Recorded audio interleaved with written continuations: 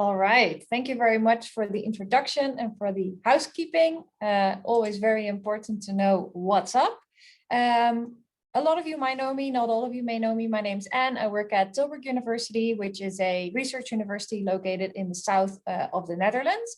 And we were lucky enough to get some help from outside our consortium. So I'm going to let Nick introduce himself.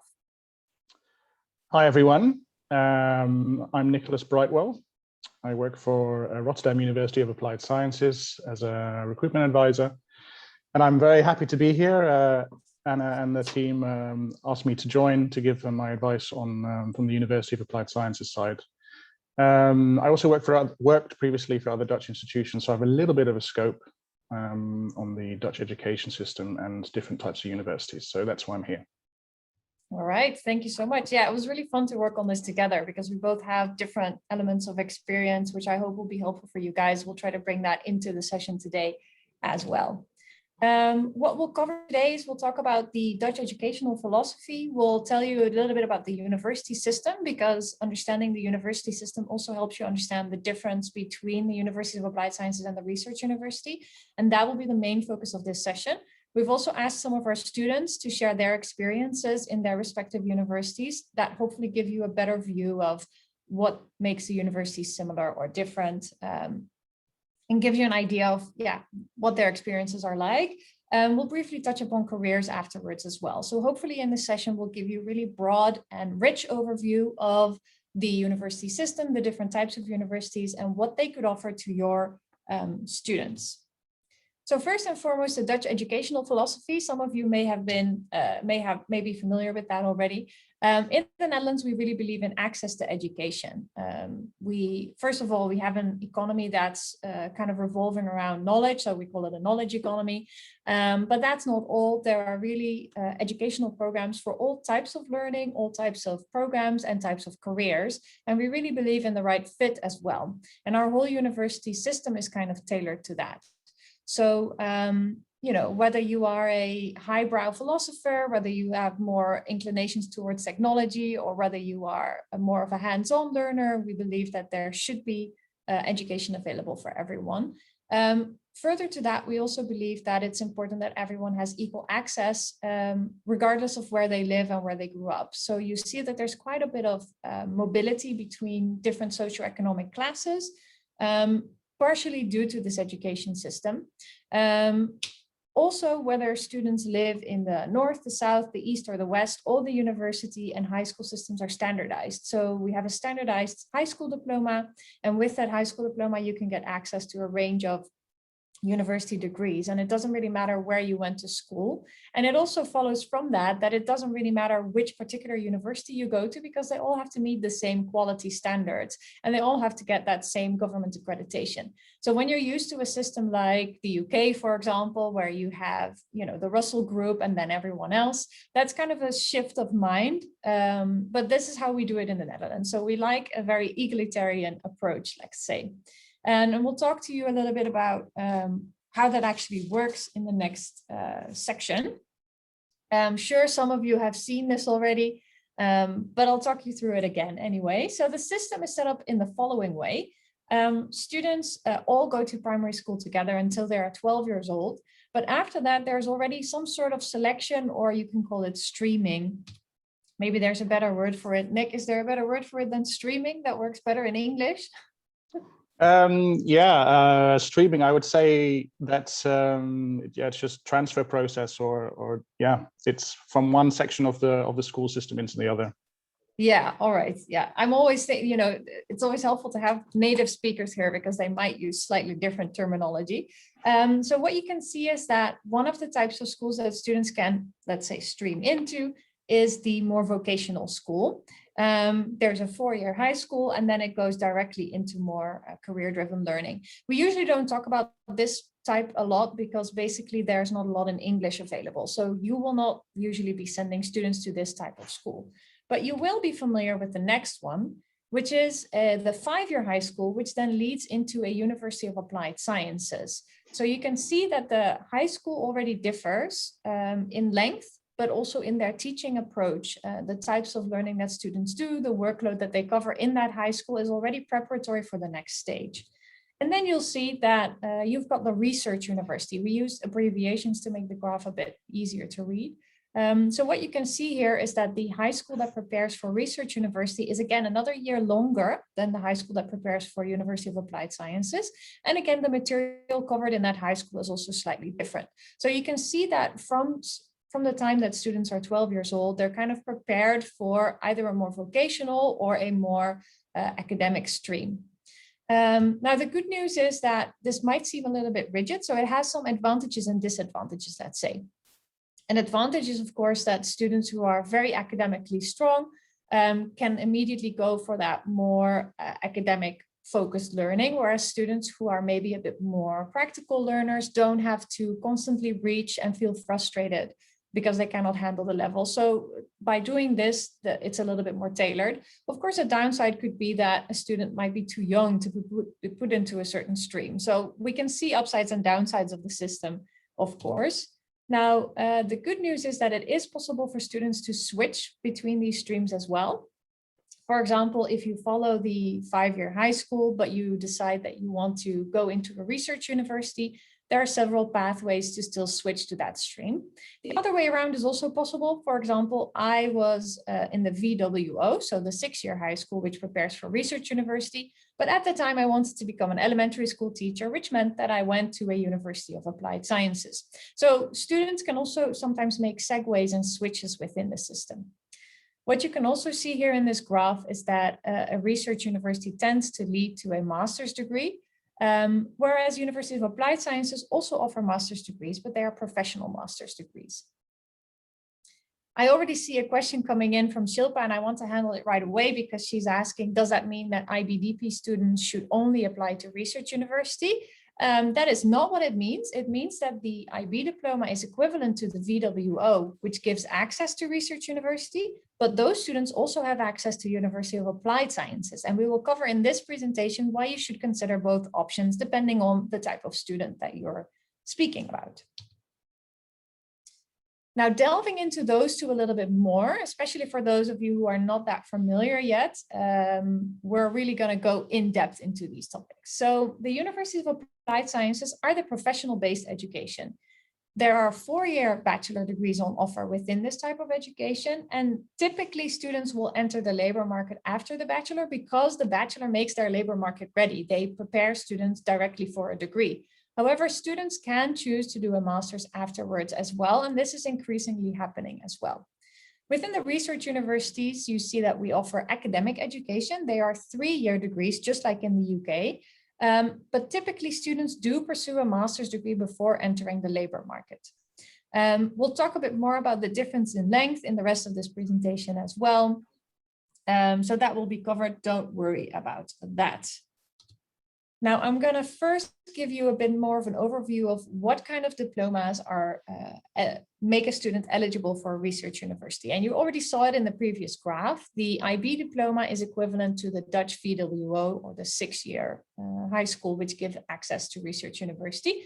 And we've listed some of the most commonly diplomas that fall into that same category. For example, students who follow the British curriculum, 3 British A-levels, also give access to research universities. Students who do an American high school diploma, generally the universities require 3 or 4 APs to get access to research universities. Many European high school diplomas give access to research universities, and there are others outside the EU as well. The thing that becomes a little bit tricky is when a university or a high school system is less standardized, it's also harder for us to recognize it because our own university and high school system is so standardized. So when you come from a system that's from outside the EU, sometimes it's a bit difficult to find out the equivalencies, but there are quite a lot of diplomas that are recognized for access to research university. Seeing a couple of questions come in already, which I'll talk to right away. So Beatrice, very good question. You're asking if after a bachelor at a University of Applied Sciences, you can go into a research university master. You can see here on that slide that there is an arrow there, but I made it gray because often there is something extra needed, for example, a pre-master. And the reason for that is that Universities of Applied Sciences tend not to cover statistics and methodology in depth, which is the academic aspect that is really covered within research universities. So students who want to complete an academic master's degree after completing a University of Applied Sciences often are asked to do a pre-master where these subjects are covered. And I'm actually an example of that because, as I said, I went to the University of Applied Sciences. After that, I did a pre-master and I did a master at Tilburg University. So there are possibilities there, but students have to realize that sometimes these switches take a little bit more time because you have to build the extra knowledge. If I can just tap in there quickly. Yes. Just one point there, that is 100% correct, Anna, in the Netherlands. But if you're outside of the Netherlands, so if you go from a Dutch University of Applied Sciences to do a master's outside, sometimes in the UK, for example, there is a high chance that you can do that. So this really does attribute to only the Dutch system. Yeah, it also has to do with, of course, recognition and understanding. And of course, we understand our system more than maybe an outsider would. So I think that also plays into it for sure. Jay is asking, what is the difference between a master's from a research university or University of Applied Sciences? The main difference is that the masters at research universities, they're just basically the standard. Before the bachelor master system was introduced, a university degree would include a master. So that's why it's almost seen as a normal, logical next step. And usually the master's is your specialization. And it's, as I said, quite academic in focus. So students already conduct some research in the bachelor, but in the master, they have to write a master's thesis. So they definitely have to know the correct statistical methods, or at least research methods if they're in more of a qualitative field. Universities of Applied Science Masters, I'm going to give the floor to Nick to tell you a bit more about that. Okay, great. Just to answer the question, someone asked about the difference between Research University Masters and University of Applied Science Masters. So maybe you can tell a little bit about. Yeah. Okay, well, the difference between the different masters, really, the professional masters, they're officially known as professional masters. However, if you can usually do similar topics at a master level. For example, if you're doing business at a University of Applied Sciences or a business at a research university, you cover similar topics. However, the type of education is a little bit different. In the applied sciences, it's a lot more hands-on. There will be more practical based and implemented projects and totally based on the industry, whereas that's not necessarily the case at research universities, which is more theoretical, academic, and focused on strategies. And there is implementation as well, but it's not totally based on the industry. Yeah, I think that's the best way to explain it. And we also found that as we interviewed our students, that it is very difficult to get your hand or your finger exactly on that difference, because there's always going to be a little bit of overlap. What I'm going to do now to keep the presentation moving is pick it up where we left off. I had been talking about the high school diplomas that give access to a research university bachelor's degree, and I'm going to give the floor to Nick, who's going to tell you a bit more about the high school diplomas that give access to University of Applied Sciences. Okay, it's a lot of information. I hope you're still following, everyone. So University of Applied Sciences. One thing I do want to say is these are the minimum requirements. So if a student has above this, then they can also still get in also with the diplomas which are necessary for research universities. They can also have access to University of Applied Sciences, but these are the minimum requirements. So a full IB diploma is accepted. That was certificates may be possible with an accredited high school diploma required. Okay, please check with the institution itself. These things differentiate between institutions. Okay, but these are the general requirements. American high school diploma, minimum GPA will be required in some cases. And for IB certificate students, if you have an American high school diploma, you should lead with this. Okay, some institutions prefer this, and you should lead with that. Officially, the International Baccalaureate career-related program is accepted. Also, once again, please check with the institution. In terms of the UK, we have two kind of options there. You have two AS levels with A star to C grades, which is accepted, or two A levels above D or E grades, okay, with GCSEs. So it has to be combined with GCSEs or IGCSEs, depending on what the student has done. And some BTEC qualifications are accepted as well. Now, in general, pretty much all European diplomas are accepted, but it's good to check with the institution as well as many other international diplomas as well. Okay, a lot of information. You can ask questions about it as well if it's not clear as we go through the presentation. Okay.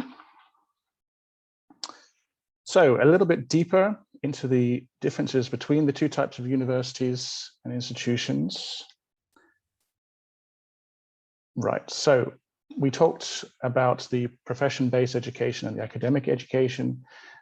This really is the two very, very basic differences, okay? So for University of Applied Sciences, there's a combination of theory and practice, meaning you do learn theory. It's not, some people think that it's really, really, really practical. There is theory involved. It will be less to do with journals, but more from books, more from the industry. So what's going on in the industry right now, what will happen in the future, and that will be implemented through cases, through management games, depending on the program, things like that. As it says here, learning through real life cases, living labs, and problem-based approach. For research universities, this is an academic education, learning to be analytical, critical, to present convincing oral and written arguments based on theories, journals, and indirectly research that filters down through the university. There is practical elements as well to a certain extent, but it is heavily theory-based. Okay, Anna. Okay, so even further into the research university side. Now, at a research university, lecturers have to have a PhD. Okay, so if you don't have a PhD, you will not be able to work as a professor or lecturer. At a research university, they combine academic research with teaching and are often working on research projects with other PhD students or assistant professors at universities. And some are working part-time in the industry as well. Okay, so this is a little bit different to University of Applied Sciences, as you'll see in a little bit. At research universities, there's also a higher expectation of independence. So students are expected to work a little bit more on their own and be able to do things independently. This is a little bit less at a University of Applied Sciences, as I'll explain in a minute.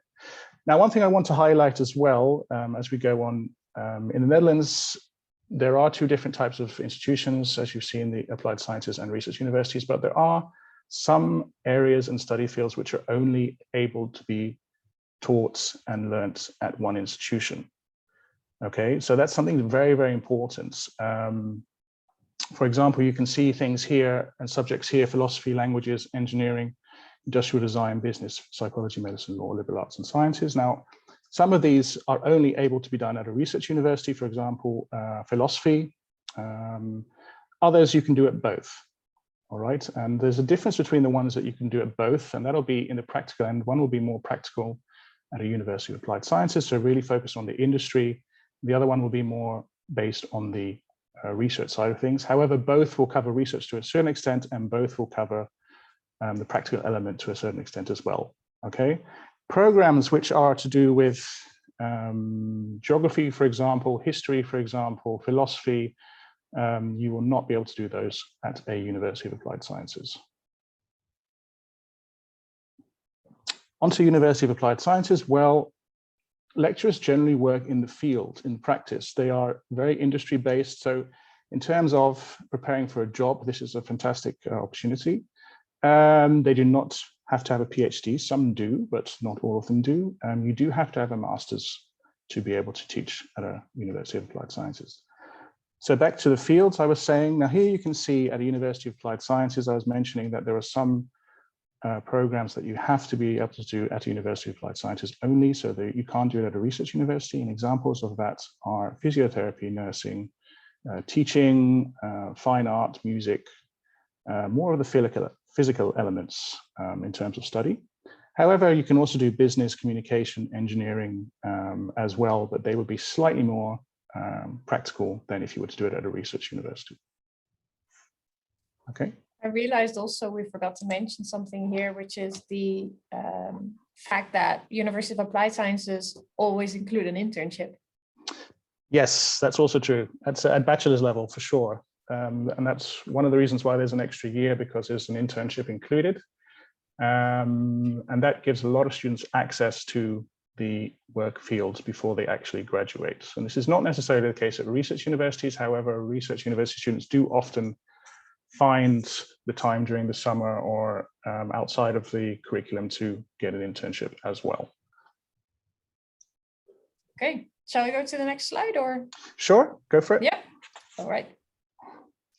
Okay, so as Anne mentioned, there are some videos and examples of students we would like to show you throughout the presentation. And this is the first one where we'll introduce the students, and the first question is about the study program of their choice. Yes, let me see if I'm getting this right. If you don't hear the sound, let me know in the chat, please. Here we go. Hi, my name's Megan. I'm 20 and I'm from Trinidad and Tobago and the United States, but I grew up in Abu Dhabi. In high school, I completed the International Baccalaureate Diploma, and I'm currently in my third year of International Business and Management at Rotterdam University of Applied Sciences. Hi, my name is Lucia Taro and I'm a 20-year-old American student studying at the Rotterdam University of Applied Sciences. I am currently a second year studying international business. Hi, I'm Farika Merrick. I'm 23 years old and I come from the island of St. Martin. And from there, I actually decided to come to the Netherlands to study International Business Administration, the bachelor degree at Tilburg University. However, I'm currently doing my master degrees, one in Data Science and Society and the other in Strategic Management. Well, I am Mary. I am 23 years old. I'm from Caracas, Venezuela. I did 1 year at University of Applied Sciences in Zwolle at Windesheim Honors College, doing global project and change management. After I did that, for a year, I transferred to Tilburg University so I could study International Business Administration. I did that, I graduated, and after that, I decided to pursue a master at Tilburg University as well in marketing management. Looking for schools in the Netherlands, I saw that University of Applied Sciences have smaller classes, which really stood out to me because I felt like I worked better in a smaller environment.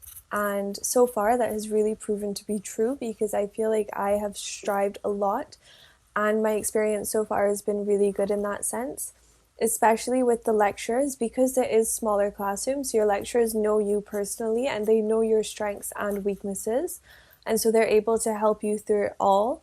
I've also gotten a career coach, which has really helped me because they get to know you over time and they get to know everything that you want to do in your life and help you to strive for that. What appealed to me most about this program is its practicality and international aspect. For the program itself, I found it to have a lot of group projects that promoted teamwork. When it comes to the program, and I think more as well as Research University, what was really important to me is that keen eye that it develops in you, so that eye for being more analytical, being critical, being able to really break down issues and really getting to the core, it's what's happening. You are studying about marketing. How can we tackle a problem? How can we ensure that we're targeting the right audience at the right time? Whether it's a strategic management problem and it's understanding what strategy we're implementing, does it fit us as a company, and how can we ensure that we implement it successfully? A very big part of why I wanted to switch to a research university was because I had a very specific academic and professional goal in mind. I experienced some team assignments or projects that you really had to do, obviously stuff on your own, of course, but I think like the push or the drive that the lecturers give you at a research university to really do things and think out of the box for yourself is something that I was really looking for. Of course, they guide you, and you have, for example, projects where you have a couple sessions where you're a lecturer, where you get feedback and this kind of stuff. So it's not like they leave you out in the nowhere by yourself. There's obviously always guidance, and it's very well supported. But at the same time, you have a lot of responsibility for your own grades, obviously, and for your own development as a student. And I really like that. I really enjoy that because I think that also prepared me for my professional life, where I am responsible for my own professional growth. So I was looking for this type of environment where I could sort of like simulate what I was expecting my professional life to be like. The experiences that I had within my program and at the University of Applied Sciences and Research University, where similar, but then also different. I only did a year at a University of Applied Sciences. So for me, I was not able to fully see how the whole bachelor developed there and whether certain things changed as you went on through the years. The classes were significantly much more smaller than, for example, my classes in international business administration. At a research university, for example, I had really big general lectures, and then I would have seminars or tutorials with a smaller group of people, and then also with one of the main lecturers or another lecturer from that course. It was more of a one-on-one experience, and the things that we discussed in tutorials were much more practical, about assignment. At a research university, the content of the program, I would say it's very much academic. Every single thing that I've ever read was a scientific paper of a very specific and very well-known and renowned journals. Same books that are really written by authors that are very knowledgeable people within the field. So it's a very professional and academic environment. And then we also have a lot of lecturers who are researchers themselves. So they do have a lot of like academic experience.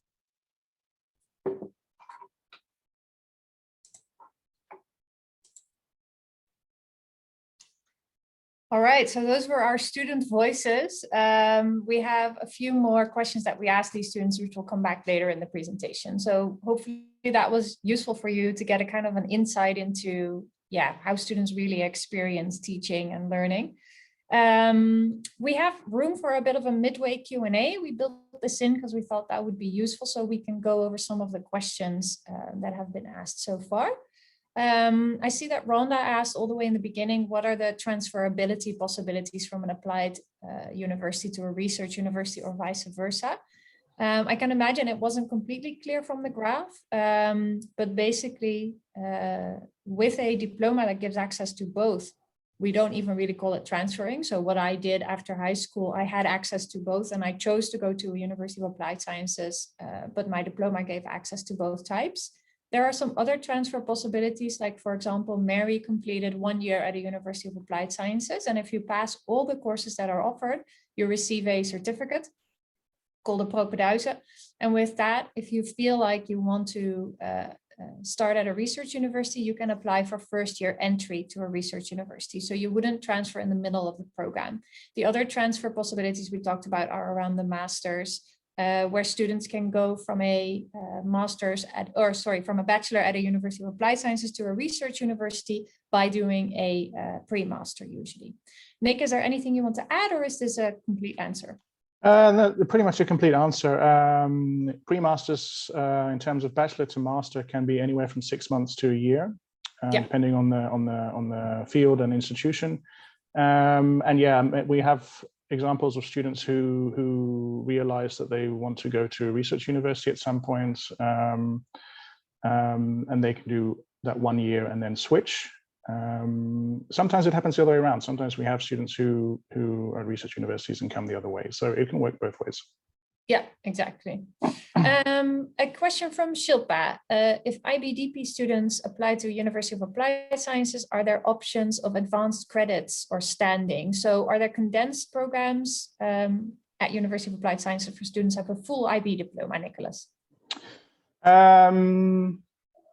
You can do at some universities something called a fast track, which means that you can do a program slightly quicker than normal. I believe in certain institutions there's a 2-year version of a 3-year program, for example, but then you have to have certain grades and certain GPA. But then it's not a national thing. So you do have to check with the institution how that would work exactly, but it does exist, yeah. Cool. A question from Joanna. For you as high school diploma students, are there sometimes AP requirements for University of Applied Sciences? Because I mentioned them for the research university, but what is it like for University of Applied Sciences? Sorry, the question was for US high school diploma students? Yes, US high school diplomas, whether they need APs. This is an interesting question. In some cases you will, in some cases you won't. You really have to check with the institution on that one. There are national guidelines, but institutions can choose not to follow it if they want to. So you really have to check with the institution on that. Okay. In general, US high school diploma is accepted totally. Yeah. Okay. However, sometimes universities want APs, sometimes they don't want APs. So it's good to check exactly how that works with the institution. If you get in contact with the admissions department from the institution, they should be able to tell you exactly what the necessary requirements are. All right. Then there was a question from Tom about research university. Does it make things harder or more complicated for admission to a Dutch research university if a student is taking a mix of AP and IB courses? Unfortunately, it does, because our system is so highly standardized that it's easy for us to say, okay, a full IB is equivalent to a Dutch VWO diploma, which gives access to research university. But if a student is doing a mix, then the only answer we can give is that an individual assessment is necessary. And then it depends on how, let's say, how well the admissions office understands the credential, whether the student has the same opportunities or not. One thing I can say as a rule of thumb is that if a student has access to a full IB diploma, but chooses not to take it, then that would be a question that we would ask at a research university, is why are they not taking that? Because it's quite a rigorous program that we offer. So we need students to have the full preparation, which is the most rigorous. But in the case that you are proposing, Tom, it could be possible that your student is doing a mix because of certain preferences or because of educational history of moving around a lot. So then we would need that context. So hopefully that helps. A question from Cam, which I think is for Nick. Do students apply for an internship as they would for a job, or are they automatically assigned an internship? Oh, good question. Well, in most of the UASs, most of the University of Applied Sciences, it's mandatory. They have to do an internship. And usually there is a career office that can help them and guide them with it. However, the student, for example, is expected to do it himself, him or herself. And basically, there is guidance, there is help, and there is links with the institution. For example, the University of Applied Sciences has an office which helps with finding internships. However, the student is expected to do it himself. So they will have to make the contact, they will have to go through the normal procedures. But the university definitely has links with organizations and companies that they have on standby for these type of things. But the student is supposed to be the one who sorts it out. Okay. Similarly, maybe linked to that, Jean-Louis is asking, do research university students get support in finding internships? At research universities, internships is not always so much embedded in the curriculum. As you can see, our bachelor's degrees are 3 years in length, where the University of Applied Sciences have 4 years, so they have more room to embed an internship. You do see that more universities are offering the opportunity for students to do internships, but generally it's not embedded in the curriculum. Some research universities have some career offices. They are usually more aimed at labor market orientation through giving workshops and trainings, etc. So there might be some support finding internships through that as well, but it's a bit more scattered. Let me see how many questions we have left. Do you have an example of an internship, Nick, that someone has done? Is a question from Skylar. Oh yeah. There was a student who worked for one of the biggest agriculture companies in the world. I can't remember the name right now. I think it was Grenoble Agriculture. And she went on, because she made that first step with the company, initially via the internship, she then went on to graduate, do a thesis with the company as well, and then get a job at the end of it, which tends to happen if the student is good. You know, if the student, the difference was the student here in this case was very, very driven and very motivated and was able to arrange things herself and was a high quality student. And therefore the company felt it was the right thing to do to hold on to her. It does go the other way where the student, doesn't fulfill his potential. However, the option is there and the links are there to do that. So at least initially the entry into the market can be a little bit easier from that side, but it's not always the case, obviously.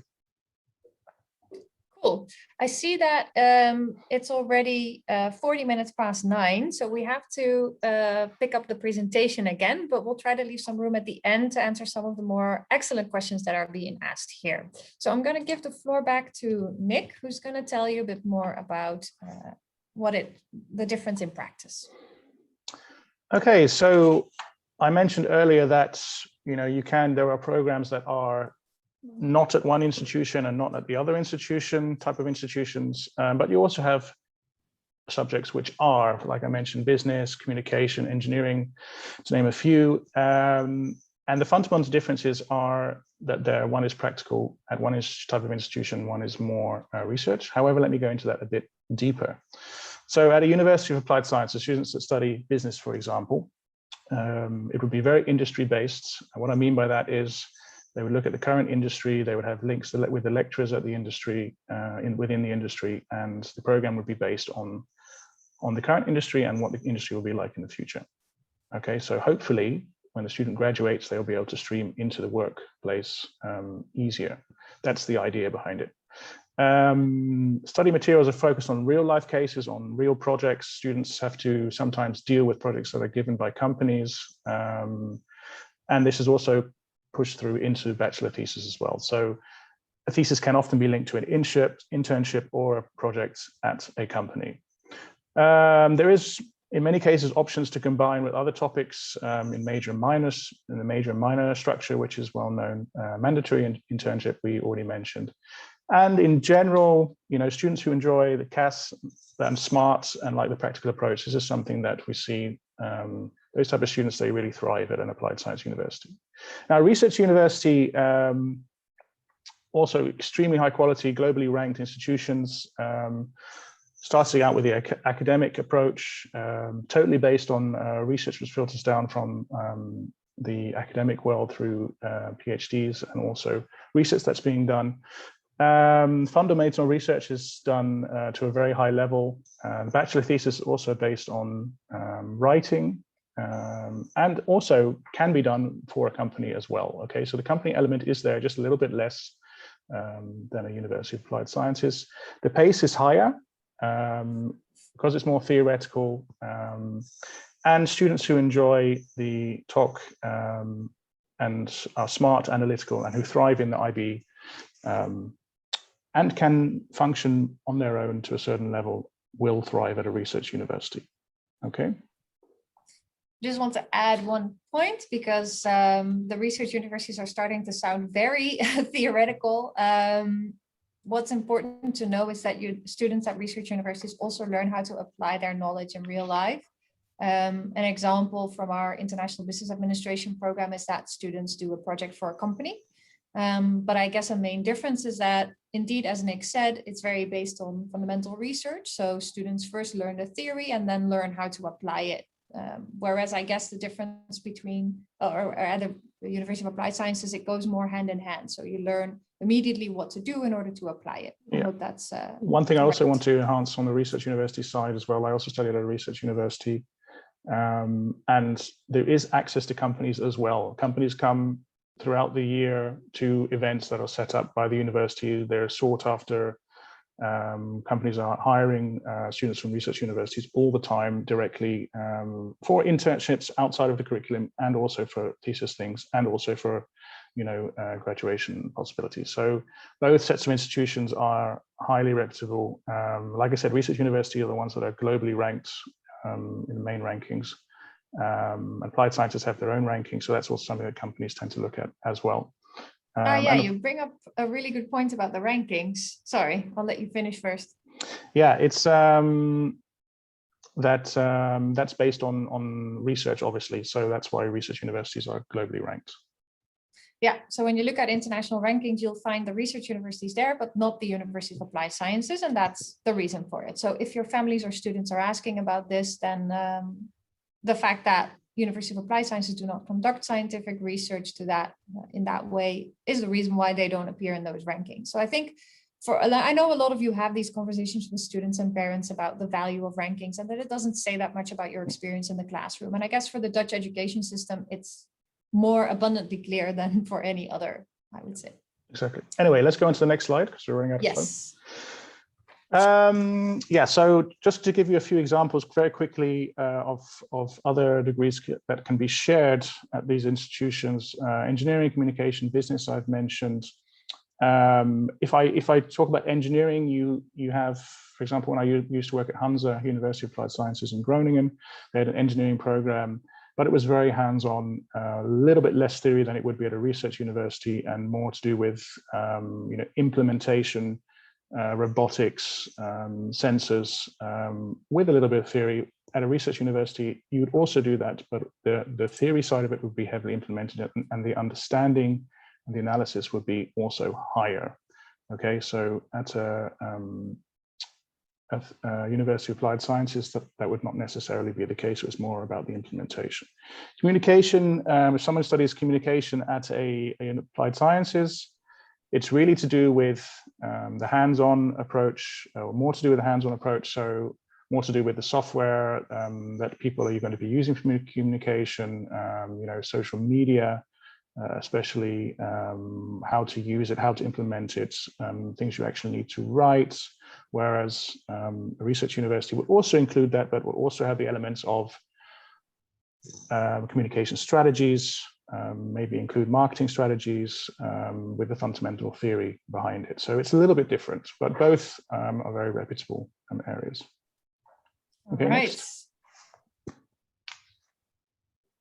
We have some more student voices. We asked the students, what's an example of a project that you enjoyed? And this is a quicker video, so I'm going to share that with you to give you this insight. Sorry about the taskbar. I don't seem to be able to move it somehow. My favorite course so far has actually been one that we did in our second year. And for a year, we worked with companies within Berlin, because I chose to go to Berlin. And we worked with them. And unfortunately, due to Corona, we weren't able to go to Berlin because it was in the beginning of the Corona times.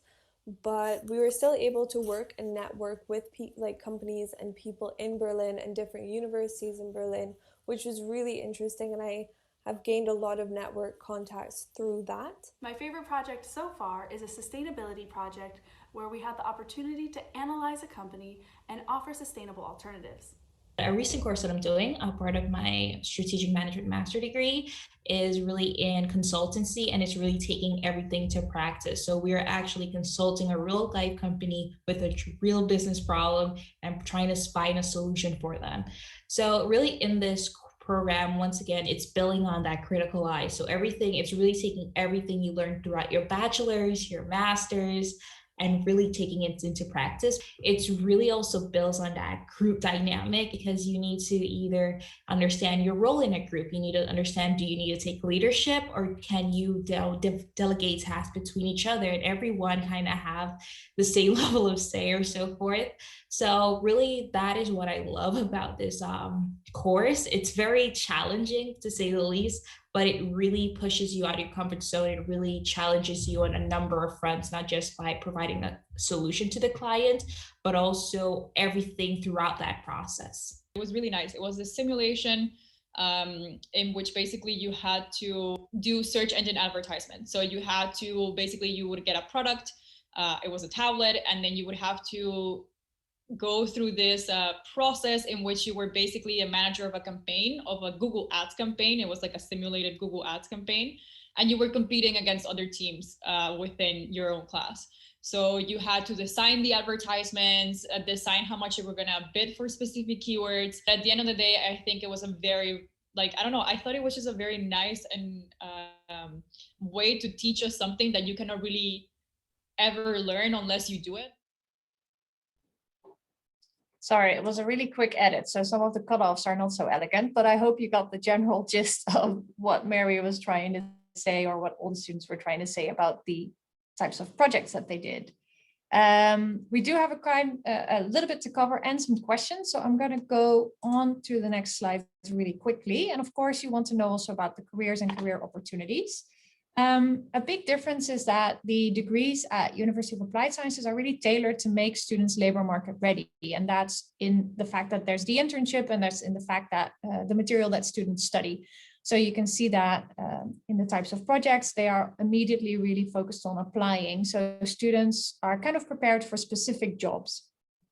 You also see that a lot of students, as Nick already mentioned, can sometimes stay on at companies where they did an internship. At research universities, as I mentioned before, the bachelor degrees are not necessarily tailored to a specific job. They are usually covering a broad academic field, after which the master will provide the specialization. And that's why also you saw in the examples that a lot more of the actual application to businesses also follows in the master year or years.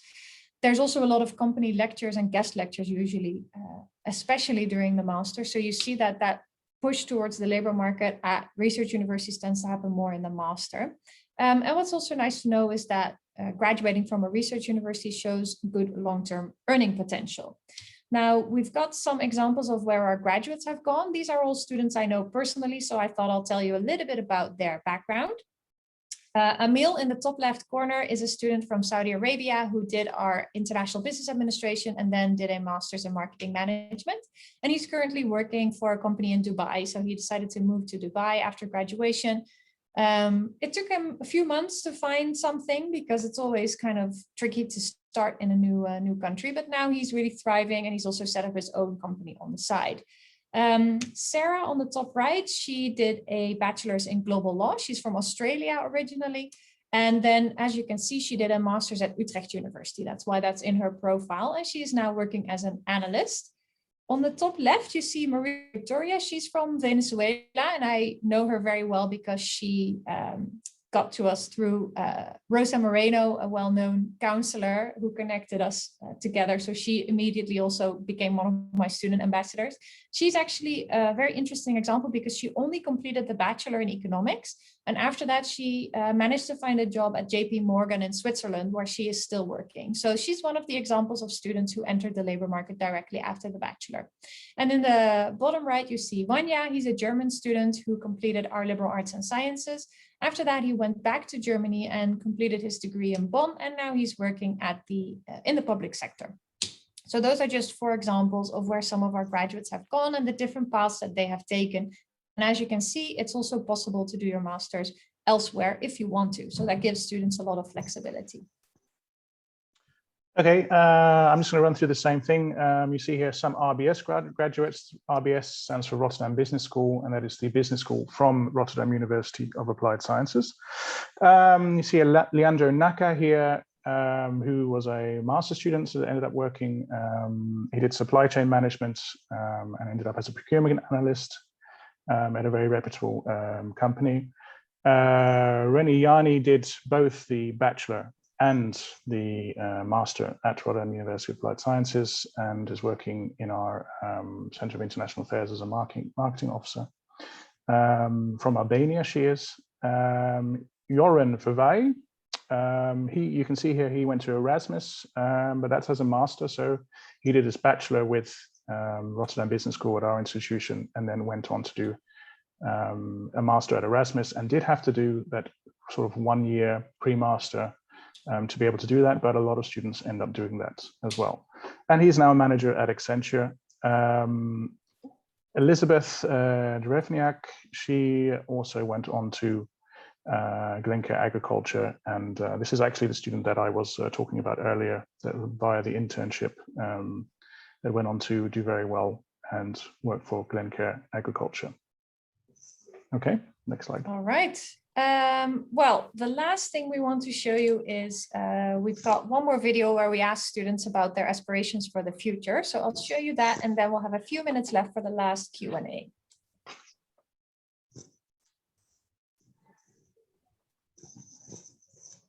My goal for the future is hopefully to finish my master's and then move on to work with international companies. My dream goal one day would be to work with the United Nations around the world and move around the world working with them. And I feel like this course is really helping me to achieve that. Overall, the goal that I want to achieve is to obtain a career in human resources or marketing in the field of sustainability. I think when I came into my bachelor degree, I came in with like a set of skills I wanted to develop. But for me, my goals as it pertains to what's next would simply be to really develop the key skills that I can take, whether I decide to work as a business analyst or as a consultant or wherever I decide to take my career further. I have the set of fundamental skills that I can leverage in whatever different opportunity I find myself in. Within my master's, I was able to explore what type of marketing I really wanted to go for, because of course within marketing you have 51 gazillion paths that you can take, and my master's really did sort of like give me a better idea of what I wanted to do. Luckily, when I was doing my master's degree, I was able to do an internship at the same time, and I was able to contrast what I was doing in my internship with what I was learning in my master's, which was at times a funny experience. But I think that combination really gave me a clear idea of where I wanted to go. For example, this search engine optimization thing that I do now. All right, so it seems like they're all on to a shining career. I'm leaving our contact details on this slide while we answer some of the last questions that are in the Q&A. Some questions that have come in from Cam, and I also saw someone else asking, is it if you have a bachelor's degree from a University of Applied Sciences, can you do a master's in the UK, the US, or other countries? Nick?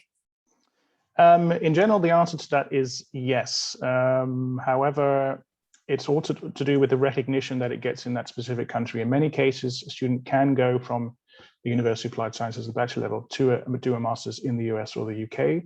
However, each institution will be analyzed by separate admission officers in the specific institution that the student is applying for. Okay, a student does get a bachelor, so it is a bachelor, it is a relevant bachelor, which many countries see as the same.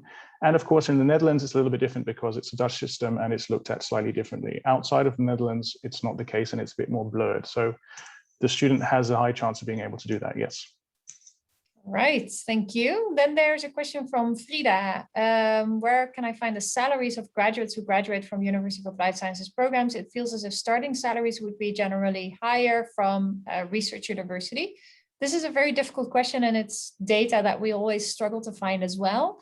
Research that I found showed that the starting salaries are generally similar. The only thing that we found is the long-term earning potential of research university graduates, but that could be a bit skewed because Tilburg University is only operating in specific fields.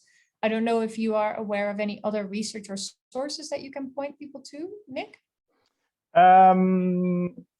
I think it depends on the area. I mean, somebody, because you can only do physiotherapy, for example, at a UAS, a physiotherapist will only be able to earn highly from a University of Applied Sciences because there are no other options. So it really depends on the field, that's something that you need to consider. I think that's a really good point indeed. It does differ from field to field. Yeah. There's a question from Mariana. A student has an EU diploma, but doesn't meet all the requirements to enter a University of Applied Sciences. Is it better for the student to take a foundation program? Do you have any advice, Nick? Well, first of all, if the student doesn't quite match, it's almost always good for the student to do a foundation program. If the student is really interested in the area and the institution, and has access to the foundation program is there to prepare the student for the program itself, for the bachelor or master that he wants to do. So usually it's little elements of the program that he will be doing. So it prepares the student for the foundation program. And if it's to do with English level, sometimes it's the student's not quite there in terms of English, then the university in the foundation program will try to address that as well. So definitely. All right, we have 2 minutes, so I'm going to see if we can squeeze in 2 or 3 more questions. A question from Jumama. Are there local Dutch rankings available we can check that include all universities? Excellent question. There are 2 well-known rankings here in the Netherlands called Elsevier and Keuzegids. I will share that in the chat as well. Do keep in mind that some of these rankings, the information is not publicly available. You have to buy the guide. Don't ask me why. I don't know if you know why, Nick, but I'll post the names of these rankings here in the chat as well. Yeah, one thing I want to add there, the Dutch rankings are kind of, correct me if I'm wrong, Anna, based on slightly different aspects than the global ranking. So the Dutch completely. The Dutch rankings are really based on student experience, teaching level, language level, and less so, what the university does in terms of research and in which field. So actually, in one sense, it can be a better representation of a specific program. Don't forget some institutions are really, really good in certain areas and not so good in other areas. So that's also good, maybe good advice to check those as well. Yeah, I completely agree. And maybe it's also good to keep in mind that we do make these rankings. So it'll show, the universities that are specialized in, I don't know, agriculture will float to the top. But if you then get an agriculture degree from a different university, it's still accredited, it's still recognized, it's still at the same high level. So that's an interesting thing about the Dutch system in general. We've reached the end of our session, so I need to wrap up. I see Carolyn appearing already as well, so I'm going to give the floor back to her for the final words. Yes, we're going to wrap up, and I want to thank Anne and Nick for all of their expertise and all of you for the questions that you've asked us today. I know we didn't get through to all of them, but I know we answered an awful lot. So again, thank you for spending your time with us. We're going to end the session, and we hope to see you in the other sessions this week. Have a great day.